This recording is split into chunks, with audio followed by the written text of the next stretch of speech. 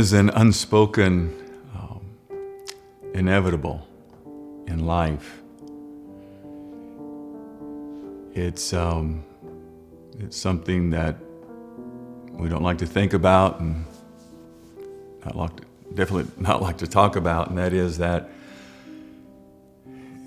if you love, you will eventually grieve.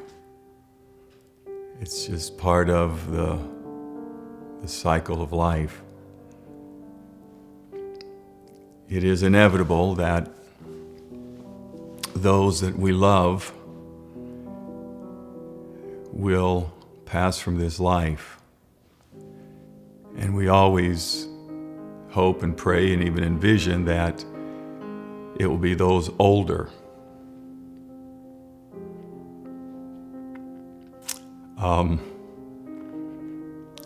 Than us. And when that gets out of order, which it defies the natural order that God even intended, it obliterates you as an individual, as a parent specifically, and it shatters your entire world. I'm no stranger to grief, as anyone who has lived any time at all can attest to that unwelcome truth. Is there again that we are no strangers to grief. It's just that some have experienced it more than others, and some have experienced it much deeper and harder than others. From the time I was a child, I first experienced grief when my maternal grandfather passed away, and I was about 6 years of age. And which I absolutely thought he could walk on water. You know, he taught me so much. He, along with my father at that time, but my grandfather just taught me so much, even at that young age. I mean, he taught me how to fish. Taught me how to tie a hook on a fishing line and how to bait a hook, and then just a lot of simple things in life. Even at that, there again, very young age, I used to work with him in his garden, work with him on his projects because he was a construction worker. He's always doing something around the house. So I just developed this very strong bond and affinity toward him, and I loved as strong as I could, even being a child. And I remember when he passed away, that it literally shook my world. And years went by and decades went by. And another time I experienced grief was when my younger sister passed away. She was 42 when she passed away, and she was the purest individual I've ever known, and that only walked the face of this earth other than Jesus Christ himself. She was born with a lot of severe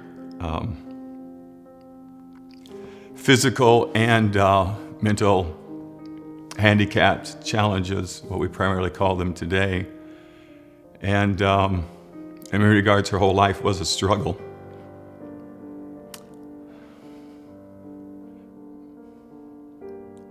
She never bemoaned her state of existence, and she retained the IQ of, as the doctor said, that it's about a 4-year-old, maybe 5-year-old. And she never knew what it was like to hate. She never knew what it was like to judge people or have any ill thoughts toward anyone. It just wasn't in her. And to see her pass away, this young lady who had an uphill struggle, but you never would have known it. That was a degree of grief that I had experienced up to that point.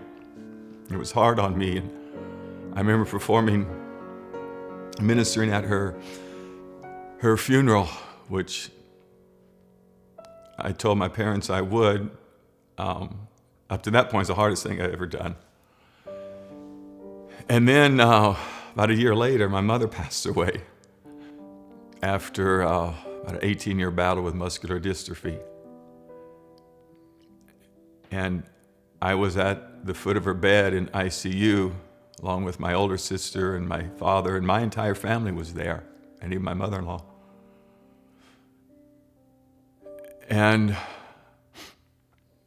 I literally felt my mother's spirit and soul leave her body as I was holding onto her feet.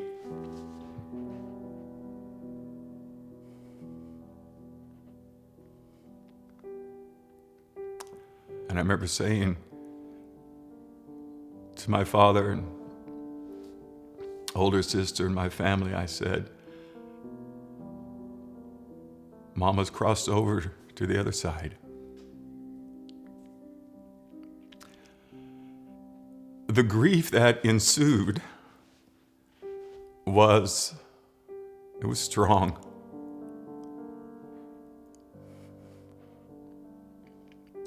It took me a while to just kind of get my feet back under me, if you will. It seemed as though I didn't have the luxury to maybe grieve as long as I probably needed to and should have, and I didn't understand grief. Sad to say, as much as I do now. And those were very difficult times for me in my life. The Lord sustained, as He always does, and nurtured and strengthened and gave grace.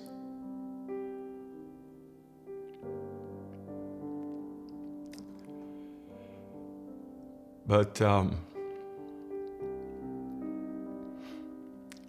since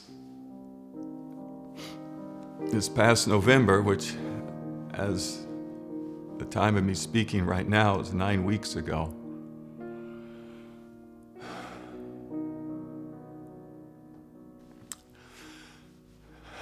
I got a phone call that informed me that Levi, my oldest son,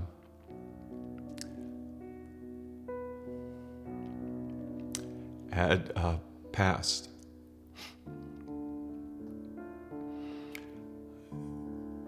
I'm just going to interject this. In Christianity,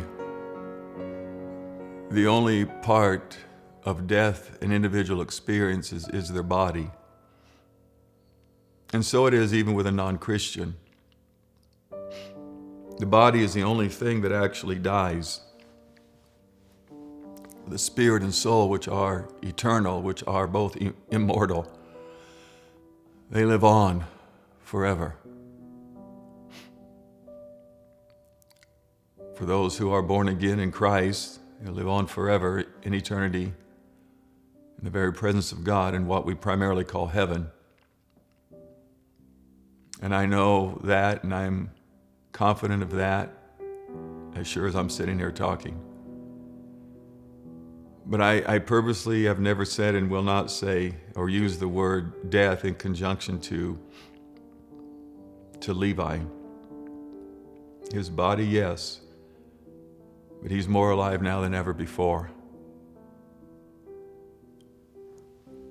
But it does not negate the pain or the grief that engulfs you. And that's one of the reasons why I wanted to share this. To some people, it'll be too brutal for them, be too brutally honest. And if they're not ready for that, then that's fine. I cast no judgments or speak no aspersions toward anyone. But I've begun to realize like never before, this topic needs to be discussed. Like never before, I'm discovering that we as God's people, we as a society as whole, and I want to make this clear because I don't know who might watch this one day. You may be an atheist or an agnostic, and it doesn't matter to me. But if this can help you somewhat, that's my primary objective and purpose. Because there again, the unspoken and inevitable is this: everyone's going to experience grief. And I believe many of you watching this, you have, or you're currently going through that nightmare from hell that we primarily call grief. So when I got that call that no parent should get or no parent should experience, and it is rightfully given the horrific title as the ultimate tragedy, and it is every bit that to the 10th power. What began to happen to me in that tsunami of grief, of which I am still reeling from, to be totally honest, from the first few moments of getting the news that Levi is no longer here, to this moment right now, I have gone through a living hell. And as I mentioned earlier, I'm no stranger to grief, the levels of it in different ages. I've also experienced all of my grandparents have passed away. I've been in pastoral ministry now at this church alone of Covenant International Church for almost 29 years. We started this church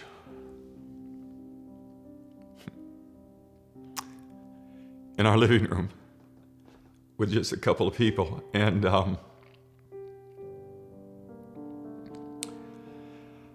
in conjunction with that, being a pastor, and at one time pastoring thousands of people, I've done well over 100 plus funerals just in those early 29 years. Not all have been people who have attended the church, but even outside of the church body. Always endeavored to be there for people when they were at a time of grief in their life. So I have walked through the valley of the shadow of death with scores of people. And I'm walking through it now. So there again, I'm not a stranger to it. A lot of people don't realize that pastors deal with life and death daily. And sometimes it is a very precarious juxtaposition to be in between, and your limbic system runs the gamut of every emotion imaginable just within a 24-hour cycle. But then when it is your own son, it becomes inexpressible. And I just want to share this as we begin this journey, this monologue journey, is that love is what connects us. And It's one of the many reasons why we grieve. Because to the degree of love that you have for that individual, and I purposely said have, not had. There's no past tense with grief. There's no past tense with my son Levi.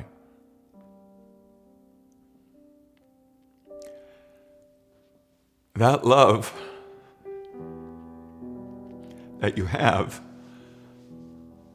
is that which connects you relationally, because we, which God created us that way. Sociologists will tell you that the same thing, psychologists, is that we are relational beings. There again, we were created to be that way. And then there are specific, certain relationships which transcend and surpass all other relationships, and that is the familial relationship.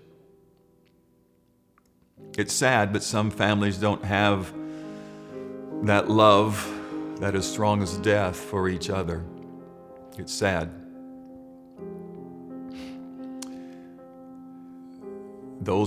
Those kind of individuals are actually even mentioned in the Bible.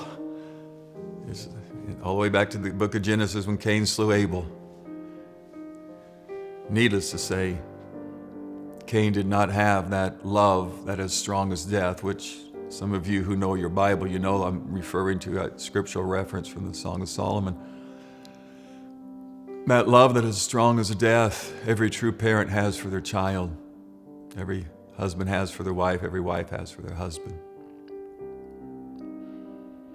Every child has it for their parent too. And when that love, on this earth at least, is severed,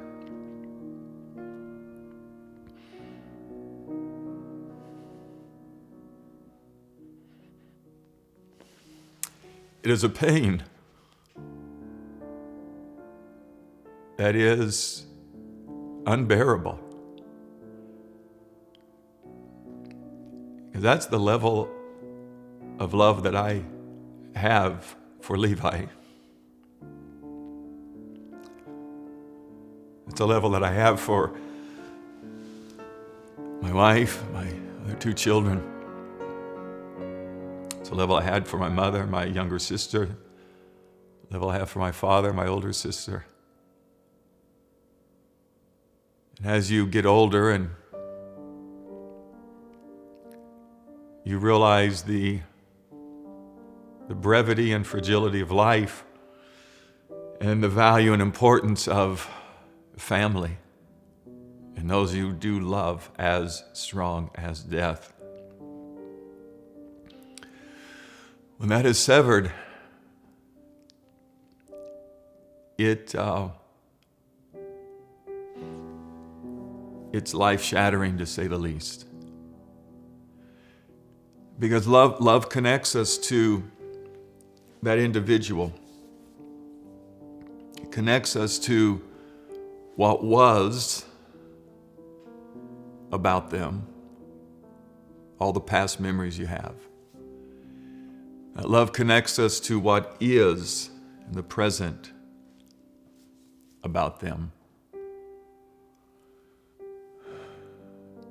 And love connects us to what is to come about them. And when that last third of that equation no longer exists,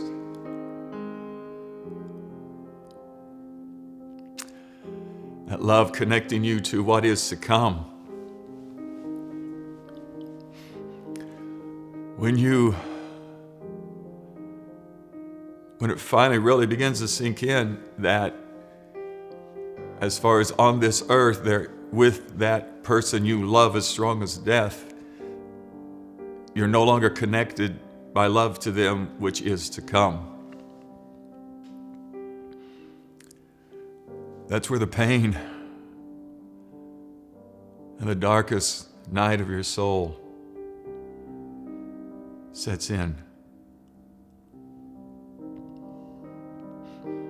You're no longer connected to what is to come with that person. You can't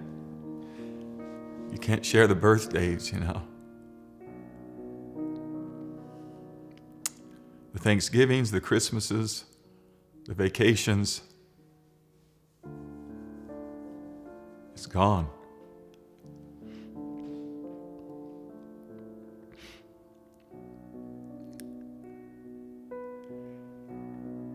And only by the grace of God are you first and foremost able to keep your sanity. And that love, though, of what was and still what is up to the point of them leaving this earth is what remains. And you grasp every bit of it and extrapolate it 1,000,000 times over and hold on to that.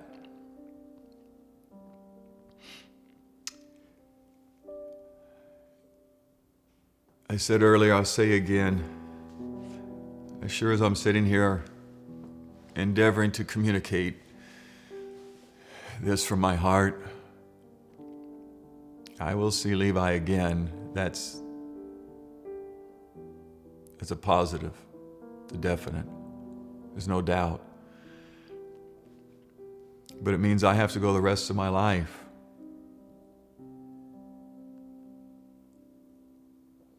without able to see him again. And that's what only God can help. That's what only God can begin to nurture and give grace in.